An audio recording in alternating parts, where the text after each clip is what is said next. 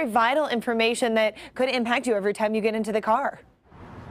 Yeah, Heather, did you know that 90% of car seats are not used correctly?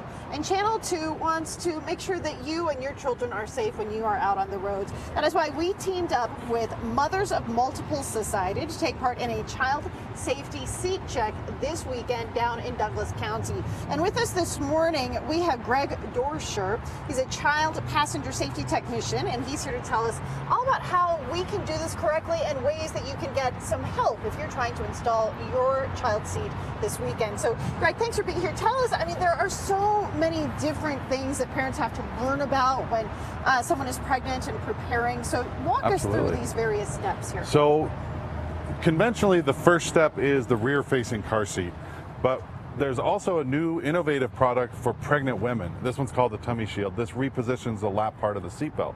But once we get past the pregnancy stage of development, we move to the rear-facing car seat.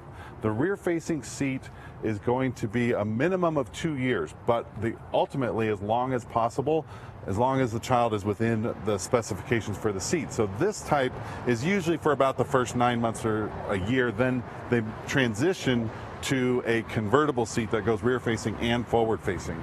The next stage is going to be a harness child restraint system, 5-point harness forward-facing. This is going to be somewhere from 2 to 4 or 5 years old, depending on the limits of the seat and how big the child is. The next stage in the process is the seatbelt positioning phase. This particular seat transitions to a booster seat, or you can have a conventional booster seat, or use another innovative product like the Ride Safer Vest that positions the seatbelt. Once the child gets past that, they're riding in the adult seatbelt. Okay, so I know a lot of new parents worry that their safety seat is not going to be installed properly. I went to the fire station and got help with mine, and our colleague Kate here is pregnant. Hello, Kate, and she is going to get her car seat installed in her car for us today. So, Greg, can you just show us what parents need to keep in mind if they are going to do this themselves? So this particular seat is called a rear-facing only, and they typically have two pieces, a base and the carrier part that comes in and out of the vehicle. What parents need to think about when they're installing a rear-facing seat is they want to figure out if their vehicle allows them to use a latch system, which if you look down here in the bottom part of the seat are these bars, or if they're going to use the seatbelt. This particular vehicle doesn't have the lower anchors in the center, so we're just going to use the seatbelt. When you're installing a rear-facing seat, you want to figure out the vehicle's or the car seat's leveling indicator and make sure that that's going to be correct. This particular model of seat actually makes it very simple to install